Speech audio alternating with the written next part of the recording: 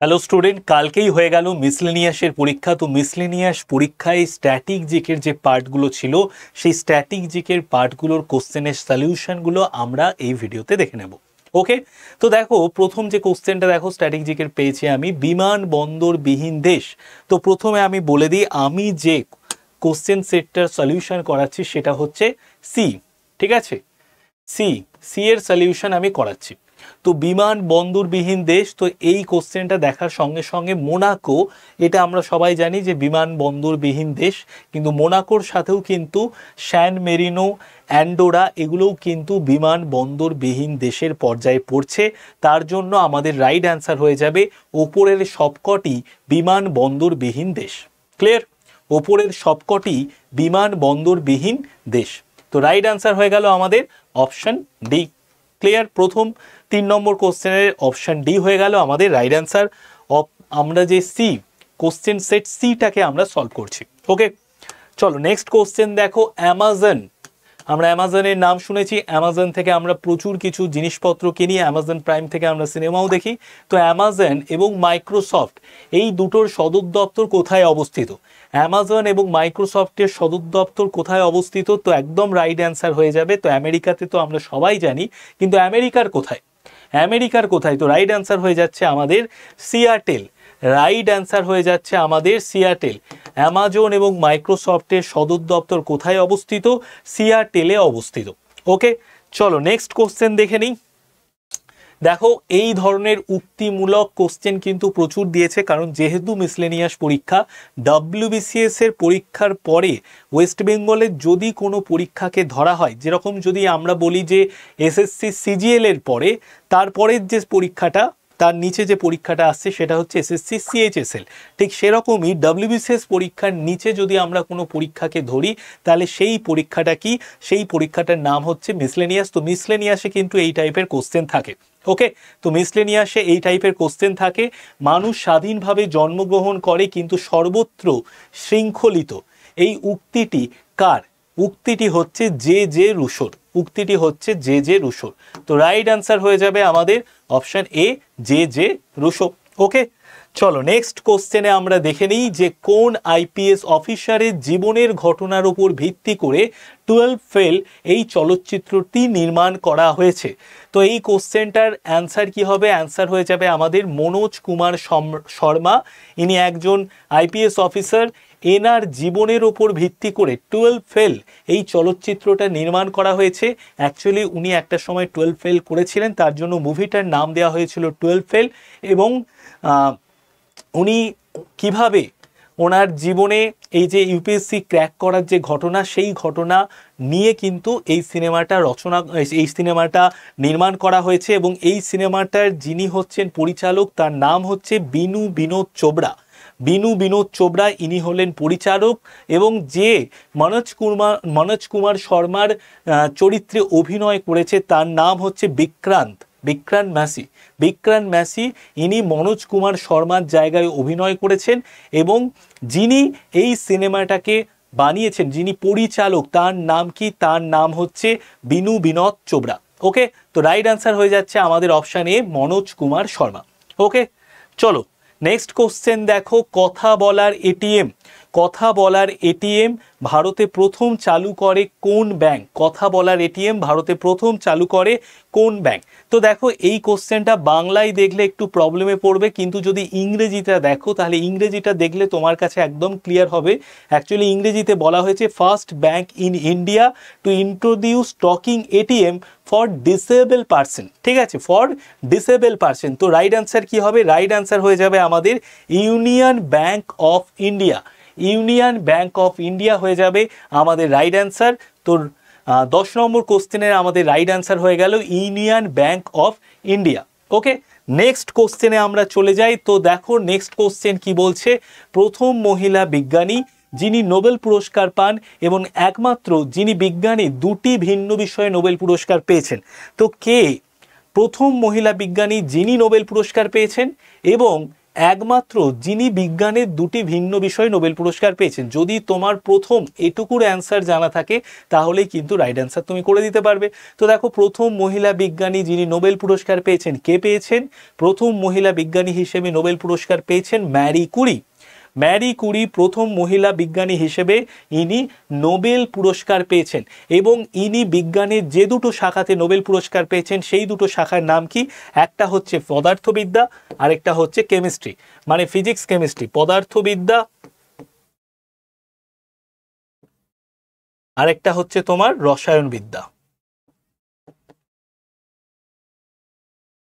ঠিক আছে, ওকে, খুব ভালো কোশ্চেন এটা। চলো নেক্সট কোশ্চেনে চলে যাই। আচ্ছা, আই হ্যাভ আ ড্রিম, যেটা তোমাদের বলছিলাম, এরকম উক্তিমূলক প্রচুর কিন্তু আমরা দেখতে পেয়েছি কোশ্চেন। তো আই হ্যাভ আ ড্রিম এই উক্তিটি কোন নাগরিক অধিকার আন্দোলনের নেতার? আই হ্যাভ আ ড্রিম এটা কোন নাগরিক অধিকার আন্দোলনের নেতা? তো রাইট অ্যান্সার হয়ে যাবে আমাদের Martin Luther king. Martin Luther king junior হয়ে যাবে আমাদের রাইট অ্যান্সার। 19 নম্বরের হচ্ছে অপশন বি।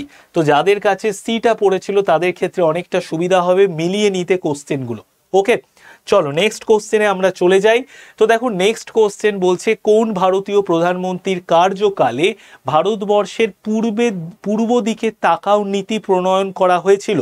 তো দেখো, পূর্ব দিকে তাকাও নীতি প্রণয়ন করা হয়েছিল কোন ভারতীয় প্রধানমন্ত্রীর কার্যকালে? তো রাইট অ্যান্সার হয়ে যাবে আমাদের পিভি নরসিমহা রাও। পিভি নরসিমহা রাওয়ের সময় পূর্ব দিকে তাকাও এই নীতিটা প্রণয়ন করা হয়েছিল। এবং পিভি নরসিমহা রাওয়ের সময় 1991-এ উনি কিন্তু, ওনার সময় কিন্তু ভারতবর্ষে অর্থনৈতিক সংস্কার হয়েছিল। ঠিক আছে, চলো নেক্সট কোশ্চেনে চলে যাই। আমি বিপ্লব এবং আমি বিপ্লবকে ধ্বংস করেছি এই কথাটা কে বলেছেন? আমি বিপ্লব এবং আমি বিপ্লবকে ধ্বংস করেছি এই কথাটা কে বলেছেন? আগেও বলেছি এই টাইপের উক্তিমূলক কোশ্চেন কিন্তু প্রচুর এই মিসলেনিয়াস পরীক্ষাতে এসেছে। তো রাইট অ্যান্সার কি হবে? রাইট অ্যান্সার হয়ে যাবে আমাদের নেপোলিয়ান বোনাপার্ট। নেপোলিয়ান বোনাপার্ট হয়ে যাবে আমাদের রাইট অ্যান্সার। তো অপশন বি হয়ে গেল আমাদের রাইট অ্যান্সার। ঠিক আছে, অপশন বি হয়ে গেল রাইট অ্যান্সার। অ্যাকচুয়ালি এই টাইপের কোশ্চেনগুলো অ্যান্সার দেওয়া একটু ডিফিকাল্ট। তো দেখো, পরীক্ষাতে যে সব কোশ্চেন তুমি কমন পেয়ে যাবে বা তোমার জানার মধ্যে চলে আসবে তা নয়, কিছু এমন কোশ্চেন থাকবে যেগুলো তোমাকে পরীক্ষার হলে ছেড়ে আসতেই হবে। ওকে, তো জানা যদি থাকে তো খুব ভালো, না জানা থাকলে জেনে নাও। আমি বিপ্লব এবং আমি বিপ্লবকে ধ্বংস করেছি উক্তিটি করেছেন নেপোলিয়ান বোনাপার্ট। চলো নেক্সট কোশ্চেন দেখে নিই। নেক্সট কোশ্চেনটা ভালো কোশ্চেন। ভারতের সর্বপ্রথম জাতীয় উদ্যান কোনটি? তো খুব ভালো কোশ্চেন এটা, আমরা সবাই জানি ভারতের সর্বপ্রথম জাতীয় উদ্যান এটা কোনটি হবে? এটা হবে আমাদের জিম করবেট জাতীয় উদ্যান। জিম করবেটের নামানুসারে এই জাতীয় উদ্যানটা তৈরি করা হয়েছিল। জিম করবেট ছিলেন একজন বিখ্যাত শিকারী। তো জিম করবেট জাতীয় উদ্যান হচ্ছে ভারতের সর্বপ্রথম জাতীয় উদ্যান। চলো নেক্সট কোশ্চেন দেখে নেই। ভারতের প্রথম কাগজ কল কোথায় নির্মিত হয়? তো ভারতের প্রথম কাগজ কল কোথায় নির্মিত হয় এই কোশ্চেন আমি আর অ্যান্সার দিচ্ছি না, এটা তোমাদের হোমওয়ার্ক। একদমই সহজ কোশ্চেন। এই কোশ্চেনটার অ্যান্সার তোমাদেরকে নিজেদেরকে দিতে হবে। ঠিক আছে, এটা থাকছে তোমাদের হোমওয়ার্ক। ভারতের প্রথম কাগজ কল কোথায় নির্মিত হয় এটা তোমরা দিয়ে দেবে, কোথায়? কমেন্টে দিয়ে দেবে। চলো নেক্সট কোশ্চেনে আমরা চলে যাই। ভারতের রাষ্ট্রপতি থাকাকালীন মৃত্যু প্রথম ঘটে কার? তো কার মৃত্যু ভারতের রাষ্ট্রপতি থাকাকালীন ঘটেছিল? কি হবে আমাদের রাইট অ্যান্সার? রাইট অ্যান্সার হয়ে যাবে জাকির হোসেন। জাকির হোসেন যখন উনি রাষ্ট্রপতি ছিলেন, রাষ্ট্রপতি থাকাকালীন পদে ওনার মৃত্যু হয়েছে। ঠিক আছে, চলো নেক্সট কোশ্চেনে আমরা চলে যাই। নেক্সট কোশ্চেন দেখো, নিম্নলিখিত বইগুলোর মধ্যে কোনটি ফ্রাঞ্জ কাফকার লেখা বই? তো কোনটা ফ্রাঞ্জ কাফকার লেখা বই হবে নিম্নলিখিত বইগুলোর মধ্যে? তো দ্য মেটামরফোসিস এই বইটা এই ফ্রাঞ্জ কাফকার ইনি লিখেছিলেন। ঠিক আছে, এটা একটা জার্মানি উপন্যাস। দ্য মেটামরফোসিস এটা একটা জার্মানি উপন্যাস। ঠিক আছে, তো রাইট অ্যান্সার কি হবে? রাইট অ্যান্সার হয়ে যাবে কাফকার লেখা বই হচ্ছে দ্য মেটামরফোসিস। এগুলো কাফকার লেখা বই নয়। ওকে, চলো নেক্সট কোশ্চেন আমরা চলে যাই। মাউন্ট এভারেস্টের শীর্ষে প্রথম মহিলা পর্বতারোহী। তো দেখো, এই কোশ্চেনটা খুব ইন্টারেস্টিং যে প্রথম মহিলা পর্বতারোহী মাউন্ট এভারেস্টের শীর্ষে। তো তো দেখো ভারতীয় যদি বলে দিত যে কোন মাউন্ট এভারেস্টের শীর্ষে প্রথম মহিলা ভারতীয় পর্বতারোহী, তাহলে আমাদের হয়ে যেত বাচেন্দ্রী পাল। কিন্তু যেহেতু বলেছে মাউন্ট এভারেস্টের শীর্ষে প্রথম মহিলা পর্বতারোহী, তার জন্য আমাদের রাইট অ্যান্সার হয়ে যাবে জুনকো তাবেই। নাম শুনে বুঝতে পারছো যে জাপানের, ইনি হচ্ছে জাপানের মহিলা, ঠিক আছে, জাপানের মহিলা। তো ইনি মাউন্ট এভারেস্টের শীর্ষে প্রথম মহিলা যিনি পর্বতে উঠেছিলেন, মাউন্ট এভারেস্টের শীর্ষে উঠেছিলেন। নেক্সট কোশ্চেন দেখো, লোকটাক হ্রদ কোথায় অবস্থিত? তো লোকটাক হ্রদ কোথায় অবস্থিত? মণিপুরে অবস্থিত। আমরা সবাই জানি লোকটাক হ্রদ অবস্থিত মণিপুরে। নেক্সট কোশ্চেন দেখো, কোন মহিলা প্রথম আটলান্টিক মহাসাগরের ওপর দিয়ে একা বিমান উড়িয়ে নিয়ে গেছেন? কোন মহিলা প্রথম আটলান্টিক মহাসাগরের ওপর দিয়ে একা বিমান উড়িয়ে নিয়ে গেছেন? তো রাইট অ্যান্সার হয়ে যাবে আমাদের অ্যামেলিয়া ইয়ারহার্ট। ইনি প্রথম আটলান্টিক মহাসাগরের ওপর দিয়ে বিমান উড়িয়ে নিয়ে গেছেন, ঠিক আছে। নেক্সট কোশ্চেন দেখো, নিম্নলিখিত বাক্যগুলোর মধ্যে কোনটি সঠিক? কি বলছে দেখো ভালো করে, অন্ধ্রপ্রদেশে অবস্থিত নাগার্জুন সাগর শ্রীসাইলাম হলো, অন্ধ্রপ্রদেশে অবস্থিত নাগার্জুন সাগর শ্রীসাইলাম হলো, নাগার্জুন সাগর শ্রীসাইলাম কি ভারতের ক্ষুদ্রতম ব্যাঘ্র সংরক্ষণ কেন্দ্র হবে না? ভারতের বৃহত্তম ব্যাঘ্র সংরক্ষণ, একদম ঠিক, ভারতের বৃহত্তম ব্যাঘ্র সংরক্ষণ কিন্তু ভারতের সর্বপ্রথম ব্যাঘ্র, সর্বপ্রথম নয়, ভারতের নবতমও নয়। তো রাইট অ্যান্সার কি হবে? রাইট অ্যান্সার হয়ে যাবে আমাদের অপশান বি, ভারতের বৃহত্তম ব্যাঘ্র সংরক্ষণ কেন্দ্র হচ্ছে অন্ধ্রপ্রদেশে অবস্থিত নাগার্জুন সাগর শ্রীসাইলাম হল। ওকে, তো রাইট অ্যান্সার কি হচ্ছে? রাইট অ্যান্সার হয়ে যাচ্ছে আমাদের অপশান বি। চলো নেক্সট কোশ্চেনে চলে যাই। নেক্সট কোশ্চেন কি বলছে, নিম্নলিখিত ভারতীয় প্রধানমন্ত্রীদের মধ্যে কে সব থেকে বেশি দিন প্রধানমন্ত্রী পদে ছিলেন? একদমই সহজ কোশ্চেন, জওহরলাল নেহেরু হয়ে যাবে আমাদের রাইট অ্যান্সার।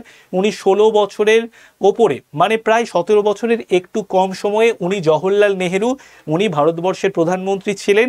তারপরে দেখো ইন্দিরা গান্ধী, ইন্দিরা গান্ধী হচ্ছে ভারতবর্ষের প্রথম মহিলা প্রধানমন্ত্রী, এবং ইন্দিরা গান্ধী হচ্ছে জওহরলাল নেহেরুর মেয়ে, এবং ইন্দিরা গান্ধী মারা যাওয়ার পর রাজীব গান্ধী প্রধানমন্ত্রী হন। এই রাজীব গান্ধী হচ্ছে ভারতের সর্বকনিষ্ঠ প্রধানমন্ত্রী। রাজীব গান্ধীর যখন 40 বছর বয়স, তখন রাজীব গান্ধী ভারতের প্রধানমন্ত্রী পদে বসে যান, ঠিক আছে। ওকে, তো প্রধানমন্ত্রীর মধ্যে কে সব থেকে বেশি দিন প্রধানমন্ত্রীর পদে ছিলেন? রাইট অ্যান্সার হয়ে যাচ্ছে জওহরলাল নেহেরু। ইনি প্রায় 17 বছর হয়নি, 17 বছরের একটু কম সময়ে, তো উনি জওহরলাল নেহেরু, উনি প্রধানমন্ত্রীর সব থেকে বেশি দিন প্রধানমন্ত্রী পদে ছিলেন, এবং ভারতের প্রথম প্রধানমন্ত্রীকে এই জওহরলাল নেহেরু। ওকে, চলো নেক্সট কোশ্চেন দেখে নিই। বললাম man makes himself, man makes himself এই বইটার রচনা কে করেছেন? ম্যান মেক্স হিমসেলফ এই বইটার রচনা কে করেছেন? তো রচনা কে করেছেন ম্যান মেক্স হিমসেলফ? এই বইটার রচনা করেছেন আমাদের L Basham, Romila Thapar, V Gordon Childe এবং ডিডি কোশাম্বি। তো রাইট অ্যান্সার হয়ে যাবে আমাদের ভি গর্ডন চাইল্ড, ঠিক আছে। ভি গর্ডন চাইল্ড, ইনি ম্যান মেক্স হিমসেলফ এই বইটা রচনা করেছেন। ম্যান মেক্স হিমসেলফ এই বইটা রচনা করেছেন আমাদের ভি গর্ডন চাইল্ড। ওকে, নেক্সট কোশ্চেন দেখো, ভারতবর্ষের প্রথম মহিলা মুখ্যমন্ত্রী কে? ভারতবর্ষের প্রথম মহিলা মুখ্যমন্ত্রী হয়ে যাচ্ছে আমাদের সুচেতা কৃপালিনী।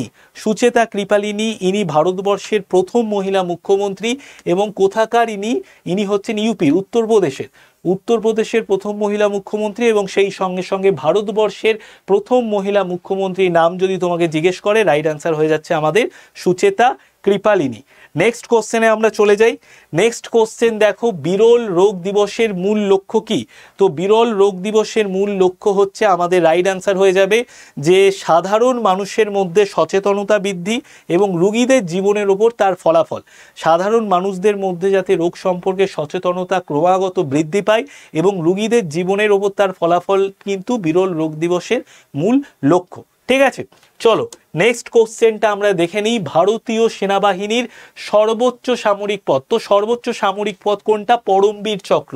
এটা কবে থেকে দেওয়া শুরু হয়েছিল? 1950 থেকে, 1950 সাল থেকে এই পরমবীর চক্র, এটা ভারতের সর্বোচ্চ সামরিক পদ, এটা দেওয়া শুরু হয়, ঠিক আছে।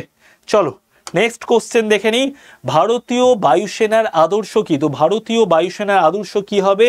ভারতীয় বায়ুসেনার আদর্শ হচ্ছে গৌরবের সঙ্গে আকাশ স্পর্শ। যদি আমি ইংরেজিতে বলি touch the sky with glory, touch the sky with glory, এটা হচ্ছে ইংরেজি। আর বাংলায় যদি হয় তাহলে গৌরবের সঙ্গে আকাশ স্পর্শ, এখানে যেটা দিয়েছে অপশন এ হয়ে যাবে আমাদের রাইট অ্যান্সার। ভারতীয় বায়ুসেনার আদর্শ হচ্ছে গৌরবের সঙ্গে আকাশ স্পর্শ। আচ্ছা, নেক্সট দেখো, রমেশ বাবু প্রজ্ঞানন্দ হলেন একজন বিখ্যাত ভারতীয়। ইনি কে? ইনি দাবা খেলোয়াড়, টেবিল টেনিস প্লেয়ার, তার সাথে হকি খেলোয়াড়, ভলিবল খেলোয়াড়। রাইট অ্যান্সার কি হবে? দাবা খেলোয়াড়। এই যে তোমার রমেশবাবু প্রজ্ঞানন্দ, ইনি হচ্ছেন একজন দাবা খেলোয়াড়, ইনি হচ্ছে একজন দাবা খেলোয়াড়। তো রাইট অ্যান্সার হয়ে যাবে আমাদের অপশন সি। নেক্সট কোশ্চেন দেখো, নিম্নলিখিত শিল্পীদের মধ্যে কে বেঙ্গল স্কুল অফ আর্ট ঘরানার অন্তর্ভুক্ত ছিলেন না? তো রাইট অ্যান্সার কি হবে? নন্দলাল বোস, রাজা রবি বর্মা, অবনীন্দ্রনাথ ঠাকুর আর সুনয়নী দেবী। তো রাইট অ্যান্সার যেটা হবে সেটা হচ্ছে রাজা রবি বর্মা। ওকে, রাজা রবি বর্মা। ওকে, চলো নেক্সট আমরা দেখে নিই কোন ব্রিটিশ রচয়িতা হ্যারি পটার এই সিরিজের জন্য বিখ্যাত। হ্যারি পটার একটা বিখ্যাত সিরিজ এবং এরপরে এই বইটাকে নিয়ে তোমার হচ্ছে সিনেমা বের করা হয়েছে এবং খুবই জনপ্রিয় সিনেমার দিক থেকেও এবং বইটারও দিক থেকে। তো কোন ব্রিটিশ রচয়িতা এই হ্যারি পটার সিরিজটা লিখেছেন? আমরা সবাই জানি জে.কে. রাউলিং হয়ে যাবে আমাদের রাইট অ্যান্সার। জে.কে. রাউলিং এই হ্যারি পটার সিরিজটা লিখেছেন। ওকে, নেক্সট কোশ্চেনে আমরা চলে যাই। নেক্সট কোশ্চেন দেখো, কোন ভারতীয় ব্যাংক প্রথম ইউনিয়ন স্টক এক্সচেঞ্জে তালিকাভুক্ত হয়েছিল? তো রাইট অ্যান্সার হয়ে যাবে আমাদের আইসিআইসিআই ব্যাংক। আইসিআইসিআই ব্যাংক প্রথম ইউনিয়ন স্টক এক্সচেঞ্জে তালিকাভুক্ত হয়েছিল। ওকে, চলো নেক্সট কোশ্চেনে চলে যাই। নেক্সট কোশ্চেন হচ্ছে মাস এবং তারিখ অনুযায়ী সঠিক মিলটি চিহ্নিত করো। তো দেখো 7ই মে বিশ্ব স্বাস্থ্য দিবস, না 7ই মে নয়, 7ই এপ্রিল। ঠিক আছে, তো প্রথমেই আমাদের ভুল বেরিয়ে গেছে, 7ই এপ্রিল বিশ্ব স্বাস্থ্য দিবস। ঠিক আছে, তাহলে প্রথমটা হলো না। আচ্ছা, বিশ্ব টেলিকমিউনিকেশন দিবস মানে টেলিযোগাযোগ দিবস 17ই মে, এটা একদম রাইট। বিশ্ব সমুদ্র দিবস সেটা ভুল। আর বিশ্ব শিশু শ্রম বিরোধী দিবস 11ই জুন, এটাও ভুল। তো রাইট অ্যান্সার হয়ে যাচ্ছে আমাদের অপশান বি, 17ই মে বিশ্ব টেলিযোগাযোগ দিবস। নেক্সট কোশ্চেনে আমরা চলে যাই। দুটো দেশের জাতীয় সঙ্গীতের রচনাকার আমরা সবাই জানি। অবশ্য বাংলাদেশে এখন যা পরিস্থিতি, অনেকবার এই দাবিটা উঠছে যে রবীন্দ্রনাথের জাতীয় সঙ্গীতটা তারা চেঞ্জ করে দিতে চায়। তো রাইট অ্যান্সার কি হবে? দুটো দেশের জাতীয় সঙ্গীতের রচয়িতা বা রচনা করেছেন কে? রবীন্দ্রনাথ ঠাকুর হয়ে যাচ্ছে আমাদের রাইট অ্যান্সার। একদমই সহজ কোশ্চেন। নেক্সট দেখো, ভারতীয় মহাকাশ কর্মসূচির জনক কে? তো ভারতীয় মহাকাশ কর্মসূচির জনক হচ্ছেন ডক্টর বিক্রম সারাভাই। ইনি ইনকসপার তৈরি করেছিলেন 1962-তে। পরবর্তীতে ইনকসপারের নাম হয়ে যায় 1969-এ কি হয়ে যায় নাম? 1969-এ হয়ে যায় ইসরো। ঠিক আছে, ইসরো হয়ে যায় নাম চেঞ্জ হয়ে ইসরো হয়ে যায়। নেক্সট কোশ্চেন চলে যাই। নেক্সট কোশ্চেন দেখো, ভলগা থেকে গঙ্গা। তো ভলগা থেকে গঙ্গা এই গ্রন্থটার লেখককে? এই গ্রন্থটার লেখক হচ্ছে রাহুল সাংকীর্তায়ন। রাহুল সাংকীর্তায়ন হয়ে যাচ্ছে আমাদের রাইট অ্যান্সার। তো আমি স্ট্যাটিক জিকের পার্টটা তোমাদেরকে করিয়ে দিলাম। জিওগ্রাফির ম্যাডাম জিওগ্রাফি করাচ্ছে, হিস্ট্রির টিচার হিস্ট্রি করাচ্ছে, ম্যাথের টিচার ম্যাথ করাচ্ছে। তো যদি ভালো লাগে এই ভিডিওটা, আমাদের এই সম্পূর্ণ ভিডিওটা, তাহলে প্রত্যেকে একটা করে লাইক করে দাও আর আমাদের সাবস্ক্রাইব বাটনে তোমরা প্রেস করে দাও, কারণ আমরা এই চ্যানেলে খুব ভালো ভালো তোমাদের জন্য পরীক্ষার জন্য হেল্পফুল ভিডিও দিতে থাকি। বেস্ট অফ লাক, ভালো করে পড়াশোনা করো।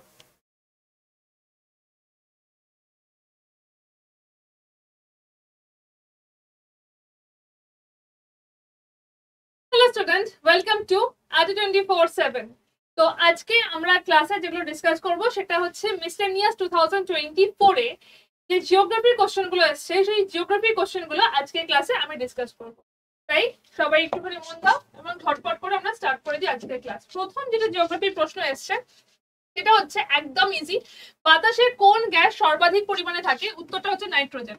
আমরা অনেকবার ক্লাসে কোশ্চেনটা করেছি। উত্তরটা হচ্ছে নাইট্রোজেন। নাইট্রোজেন এবং অক্সিজেন মিলে থাকে 99% এবং নাইট্রোজেন থাকে 78.9%। তো আনসারটা হচ্ছে নাইট্রোজেন, অপশন সি হচ্ছে রাইট আনসার। হলদিয়া কোন দুটি নদীর সঙ্গমস্থলে অবস্থিত? হুগলি নদী এবং হলদি নদী। এই দুটো নদীর তীরে অবস্থিত হচ্ছে হলদিয়া বন্দর। হলদিয়া বন্দর অবস্থিত হচ্ছে হলদি নদী এবং হুগলি নদীর সঙ্গম স্থলে। আনসারটা হয়ে যাচ্ছে অপশন এ। অপশন এ হচ্ছে রাইট আনসার। সর্দার সরোবর ড্যাম কোন নদীর উপর অবস্থিত? অবস্থিত। সর্দার সরোবর ড্যাম নিয়ে নর্মদা বাঁচাও আন্দোলন হয়ে গেল, তো বিশাল বড় ব্যাপার একটা হয়েছিল। আনসারটা হচ্ছে নর্মদা নদী, অপশন বি হচ্ছে রাইট আনসার। সর্দার সরোবর ড্যাম কোথায় কতটা উঁচু হবে, সেখানে তৈরি করলে সেখানকার বসতি নষ্ট হবে, সেখানকার যারা ইনহ্যাবিটেন্টস রয়েছে তাদের লাইফস্টাইল নষ্ট হবে, এই নিয়ে অনেক বড় আন্দোলন হয়েছিল, যেটা নর্মদা বাঁচাও আন্দোলন নামে পরিচিত। পরের প্রশ্নটা হচ্ছে ভারতের সর্বপ্রথম জাতীয় উদ্যান কোনটি? সর্বপ্রথম যে জাতীয় উদ্যান সেটা হচ্ছে জিম করবেট, যার আগের নাম ছিল হেইলিস ন্যাশনাল পার্ক। বর্তমানে এটার নাম হচ্ছে রামগঙ্গা ন্যাশনাল পার্ক। 1936 এটা হয়েছিল। তো এটা হচ্ছে সব থেকে প্রথম ন্যাশনাল পার্ক, যেটা Jim Corbett national park, option C হচ্ছে রাইট আনসার। ভারতের প্রথম কাগজ কল কোথায় নির্মিত হয়? আনসারটা হচ্ছে শ্রীরামপুর। শ্রীরামপুরের প্রথম কাগজ কল নির্মিত হয়। এখানে যে কটা কোশ্চেন আমরা পড়ছি সবকটা কোশ্চেন আমি আমার ক্লাসে অন্তত 10 বার করে করেছি। সর্বোচ্চ বাঁধ হচ্ছে তেহেরি ড্যাম। তেহেরি হচ্ছে হাইয়েস্ট ড্যাম, এটা উত্তরাখণ্ডে অবস্থিত, ভাগীরথীতে অবস্থিত। এটা সমুদ্র পৃষ্ঠ থেকে সব থেকে উঁচুতে অবস্থিত বলে এটাকে হাইয়েস্ট ড্যাম বলা হয়। তেহেরি হচ্ছে আনসার। লোকটাক লেক কোথায় অবস্থিত? মণিপুরে অবস্থিত লোকটাক লেক মণিপুরে অবস্থিত। এখানে ফ্লোটিং ন্যাশনাল পার্ক রয়েছে, যেটা কেবল লামজো নামে পরিচিত।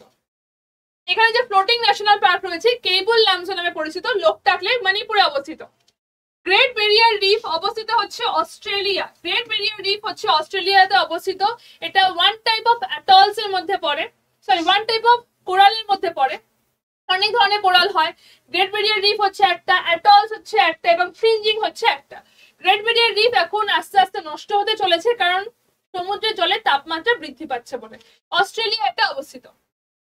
রান অফ কচ্ছ অবস্থিত হচ্ছে গুজরাট। রান অফ কচ্ছ গুজরাটে অবস্থিত, সল্ট প্যানের মাধ্যমে তৈরি হয়েছে। এখানে লুনি নদী পতিত হয়েছে। ভারতের একমাত্র অন্তর্বাহিনী নদী হচ্ছে লুনি। গুজরাটে অবস্থিত, রান অফ কচ্ছে পতিত হয়েছে। আনসার হচ্ছে অপশন সি। দাক্ষিণাত্য মালভূমির উচ্চতম অংশ কোনটি? দাক্ষিণাত্য মালভূমির উচ্চতম শৃঙ্গ যদি বলা হয় আনাইমুদি। আনাইমুদি হচ্ছে দাক্ষিণাত্যের উচ্চতম শৃঙ্গ। আনসারটা হচ্ছে অপশন এ। আনাইমালাই পাহাড়ে আনাইমুদি দাক্ষিণাত্যের উচ্চতম শৃঙ্গের মধ্যে যাচ্ছে, অপশন এ হচ্ছে রাইট আনসার। পরেরটা হচ্ছে মরু অঞ্চলে সৃষ্ট মাটিকে কি বলা হয়? মরু অঞ্চলে সৃষ্ট যে মাটি তাকে বলা হচ্ছে এরিড সয়েল। এরিড সয়েল যদি বলা হয় তাহলে এটা অপশন এ হচ্ছে রাইট আনসার। মরু অঞ্চলে মাটি হচ্ছে সিনোজেম, ঠিক আছে, মাটিটা হচ্ছে সিনোজেম, এবং এটা হচ্ছে এরিড সয়েল। এরিড অঞ্চলে দেখতে পাওয়া যায় বলে এরিড সয়েল এটাকে বলা হয়। এরিড সয়েল বললে বাংলাতে লেখা রয়েছে, তাই অপশন এ হচ্ছে right answer. Arid soil is the right answer. ভারতের পিটার্সবার্গ বলা হচ্ছে জামশেদপুরকে। পিটার্সবার্গ আয়রন স্টিলের জন্য অত্যন্ত ফেমাস, সেই জন্যই ভারতের যেটা আয়রন স্টিলের জন্য ফেমাস সেটা হচ্ছে জামশেদপুর। তো জামশেদপুরকে বলা হচ্ছে ভারতের পিটার্সবার্গ, অপশন ডি হচ্ছে রাইট আনসার। তো চলো আজকে এই পর্যন্তই রাখছি আমার ক্লাসটা, আমার সেশনটা। আমাদের অ্যাপটাকে ডাউনলোড করে নিও, এবং এরপরে বাকি যে সাবজেক্টগুলো রয়েছে সেই সমস্ত সাবজেক্টের কোশ্চেন কিন্তু ডিসকাস হবে। বেস্ট অফ লাক, দেখা হবে নেক্সট ক্লাসে। হ্যালো স্টুডেন্টস, তোমাদের প্রত্যেককে যারা মিসলেনিয়াস এক্সাম দিয়েছে তাদেরকে অনেক অনেক কংগ্রেচুলেশন, কারণ পরীক্ষা সববার ভালো হচ্ছে, তোমরা জানিয়েছো আমাদেরকে। কিন্তু এখন হলো ডিটেল এক্সপ্লেনেশনের সময়। তো ডিটেল বলতে দেখো, আমাদের এই যে প্রশ্ন সেটটা দেখতে পাচ্ছ, আমি তোমাদের যেহেতু পলিটি পড়াই, তো পলিটির পুরোপুরি সলিউশন করাবো। পলিটি থেকে প্রশ্ন ছিল অলমোস্ট 6টা মতো। তো সেই প্রত্যেকটা প্রশ্নের পুরো চুলচেরা বিশ্লেষণ হবে এই সেশনটা। এবং তোমাদেরকে বলে রাখি, এই যে সেটটা দেখতে পাচ্ছ এটা কিন্তু সেট সি এর প্রশ্ন। সেট সি এর 20তে পলিটি থেকে যে প্রশ্নটা দেওয়া হয়েছিল সেখানে বলা হচ্ছে কি, প্রথম প্রশ্নে বলা হচ্ছে যে লুকিং ইজ পলিসি বা পূর্বে তাকাও নীতি কার সময় প্রণয়ন করা হয়েছিল? আনসার অবশ্যই ভাবে পিভি নরসিংহ রাওয়ের টাইম পিরিয়ডে। 1991 সালে এই পলিসিটা নেওয়া হয়েছিল, লুকিং ইজ পলিসি, এবং এটা কিন্তু 1991 সালে নরসিংহ রাওয়ের টাইম পিরিয়ডে নেওয়া হয়েছিল। যার প্রশ্ন সেটা অটল বিহারী বাজপেয়ী দিয়েছে, but is not the correct. চলো আমরা চলে আসি নেক্সট প্রশ্নের দিকে। নেক্সট প্রশ্ন, ভারতের রাষ্ট্রপতি থাকালীন প্রথম কার মৃত্যু ঘটে? এটা তোমাদের বারবার আমি বলেছিলাম, Zakir Husain is the correct answer. Not doubtly Zakir Husain correct, কারণ জাকির হোসেন সম্পর্কে আমি তোমাদের 3টে বিষয় মাথায় রাখতে বলেছিলাম। ভারতবর্ষের প্রথম মুসলিম প্রেসিডেন্ট জাকির হোসেন, ভারতবর্ষের সবচেয়ে কম সময়কালীন রাষ্ট্রপতি জাকির হোসেন, এবং ভারতবর্ষের প্রথম প্রেসিডেন্ট যিনি তার অফিসে থাকালীন মারা যান তিনি হচ্ছেন none other than Zakir Husain. So obviously option C is the 100% correct answer here. চলো আমরা চলে আসবো নেক্সট প্রশ্নে। ব্রিটিশ ভারতের সুপ্রিম কোর্টের প্রথম ব্রিটিশ প্রধান বিচারপতি কে ছিলেন? এটা তো খুবই সহজ। আমাদের ব্রিটিশ ভারতের সুপ্রিম কোর্ট যখন প্রতিষ্ঠা হচ্ছে, তো 1973 আইন অনুসারে 1974 সালে সেই সময় দেখা যাচ্ছে যে ইলিজা ইম্পে কিন্তু ভারতবর্ষের প্রথম সুপ্রিম কোর্টের ব্রিটিশ প্রধান বিচারপতি ছিলেন সেই টাইম পিরিয়ডে। নেক্সট প্রশ্ন, নিম্নলিখিত ভারতের প্রধানমন্ত্রীদের মধ্যে থেকে কে সবচেয়ে বেশি দিন প্রধানমন্ত্রীর পদে ছিলেন? যদি দেখা যায় সবচেয়ে বেশি দিন টাইম পিরিয়ড ছিলেন জওহরলাল নেহরু, 16 বছর 16 ইয়ার্স। যদি বলতে পারো কিভাবে স্যার, 1947 সাল থেকে হিসেব করো, মানে 1946 সাল থেকে অ্যাকচুয়ালি, কারণ ইন্টারিম গভর্নমেন্টেও তিনি কিন্তু প্রধানমন্ত্রী ছিলেন। তার পরবর্তীকালে যখন মানে আমাদের দেশ পুরোপুরিভাবে স্বাধীন হলো, সেই হিসেবে যদি দেখা যায় 16 বছর 282 দিন কিন্তু তিনি 284 দিন তিনি কিন্তু ভারতবর্ষের প্রধানমন্ত্রিত্ব মানে প্রধানমন্ত্রীর পদটাকে কন্টিনিউ করেছেন। নেক্সট প্রশ্নে চলে আসি, নিম্নলিখিত ব্যক্তিদের মধ্যে কে ক্যাবিনেট মিশনের সদস্য ছিলেন না? ক্যাবিনেট মিশন আমরা জানি যেটা 1946 সালের 24শে মার্চ ভারতবর্ষে আসে, এবং এরা এদের মানে প্ল্যানটা দিয়েছিল 16ই মে 1946 সালে। 1946 সালে 24শে মার্চ এসে 16ই মে এদের প্ল্যান দিয়েছিল। তো তার মধ্যে চিফ যিনি ছিলেন তিনি ছিলেন কিন্তু পেথিক লরেন্স, ঠিক আছে। বাকিরা এভি আলেকজান্ডার এবং স্ট্যাফোর্ড ক্রিপসও ছিলেন। টোটাল 3 জন ছিলেন, বাট ছিলেন না জন সাইমন। তিনি তো সাইমন কমিশন নিয়ে এসেছিলেন, আমরা সবাই জানি। নেক্সট প্রশ্নে চলে আসি, ভারতবর্ষের প্রথম মহিলা মুখ্যমন্ত্রী। ভারতবর্ষের প্রথম মহিলা মুখ্যমন্ত্রী ছিলেন সুচেতা কৃপালিনী, ঠিক আছে। সুচেতা কৃপালিনী, এর টাইম পিরিয়ড 1963 সাল থেকে 67 সাল। ইনি কিন্তু ইউপি উত্তরপ্রদেশের প্রথম মানে ভারতবর্ষের মহিলা মুখ্যমন্ত্রী হয়েছিলেন। নেক্সট প্রশ্ন, সেনাবাহিনীর সর্বোচ্চ সামরিক পদ। যদিও এটা সর্বোচ্চ সামরিক পদ, এটা তোমাদের এই জিকে স্ট্র্যাটেজিকেরও প্রশ্ন, তো সেই হিসেবে বলে রাখতে পারি পরমবীর চক্র ইজ দ্য কারেক্ট আনসার। যারা যারা পরমবীর চক্রতে ক্লিক করেছো একদম সঠিক আনসার, তোমরা প্রত্যেকে দিয়ে এসছো। চলো আমাদের প্রশ্নের আপাতত এখানে এন্ড, কারণ এর বেশি প্রশ্ন নেই পলিটি থেকে। তোমাদের সবার ভালো পরীক্ষা হয়েছে এটা তোমরা জানিয়েছো, তার জন্য আবারও বলছি কংগ্রেচুলেশন। সবাই তোমাদের সিলেকশন পাও, এটা আমরা সবাই চাই, এবং ভালো তো হবেই, ভালো হতেই হবে। আর প্রত্যেক দিন সন্ধ্যে 6টার সময় WBCS এর ক্লাস এবার করতে শুরু করো, কারণ আর হাতে বেশি সময় নেই। 824/7 WBCS টপারে আমার পলিটির ক্লাস চলছে।